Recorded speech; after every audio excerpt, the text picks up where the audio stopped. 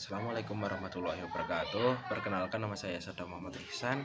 Di sini saya ingin sedikit berpendapat tentang sudut pandang peradaban Islam dan hubungannya dengan era Renaissance Barat.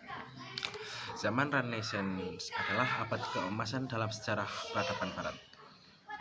Abad Renaissance ditandai dengan munculnya ilmuwan dan filsuf yang menentang doktrin gereja. Mereka menganggap bahwa pusat dunia bukanlah Tuhan, melainkan manusia.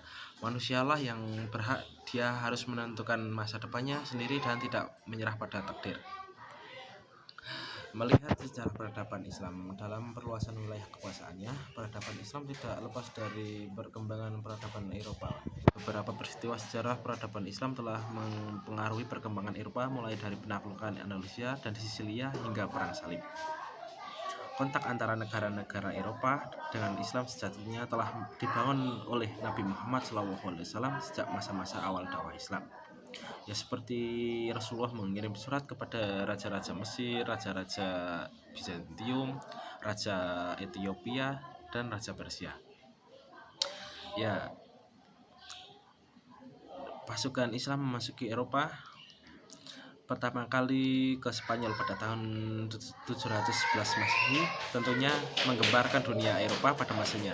Sebelum kedatangan Islam di Spanyol, Spanyol dikenal dengan nama Hispania, yang kemudian berganti dengan menjadi Andalusia. Sebutan itu berasal dari kata Vandalusia, yang berarti negeri bangsa Vandal, karena negeri ini pernah dikuasai bangsa Vandal. Islam yang dapat dikatakan paling berjasa memimpin satuan-satuan pasukan di sana, yaitu Tariq bin Malik, Tariq bin Ziyad, dan Musa bin Nusair. Yang kedua, perluasan Islam di Sisilia. Penyerbuan kaum muslimin telah dimulai pada permulaan abad yang ke-8.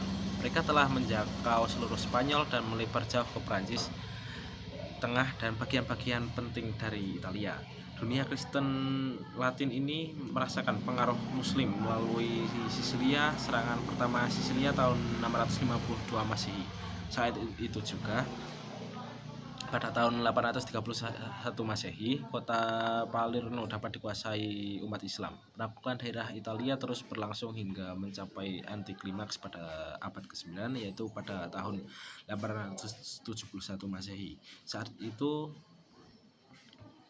kota Bari direbut kembali oleh pasukan Kristen dan menjadi pertanda berakhirnya kekuasaan Muslim atas Italia dan Eropa Tengah. Yang ketiga, Perang Salib dan pertukaran budaya. Invasi atas Spanyol dan Sisilia memunculkan reaksi gerakan Perang Salib pada abad ke-11.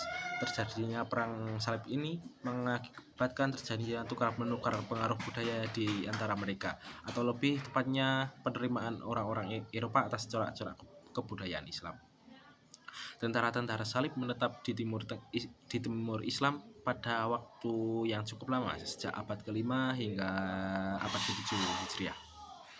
Terjadilah hubungan yang intensif dengan seluruh peradaban Islam yang membuat tentara salib kagum, karena peradaban Eropa sebelumnya memiliki sejarah kelam akibat dari kekuasaan gereja. Pertukaran budaya dan ilmu pengetahuan tersebut berpengaruh pada kebangkitan orang-orang Eropa, atau yang lebih dikenal dengan sebutan Renaissance. Keterbukaan kaum muslimin menyebar ilmu, ya,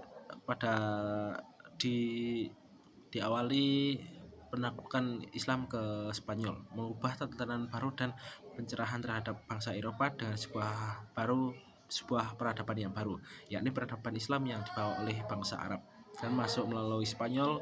Keterpengaruhan peradaban Islam atas Eropa tidak hanya pada bidang ilmu pengetahuan saja, akan tetapi juga semangat untuk hidup, reformasi gereja, pembangkangan terhadap kaum feodal atau zolim, sistem pendidikan, sastra, hingga arsitektur tidak terlepas dari pengaruh peradaban Islam. Mungkin sekian dari saya. Wassalamualaikum warahmatullahi wabarakatuh.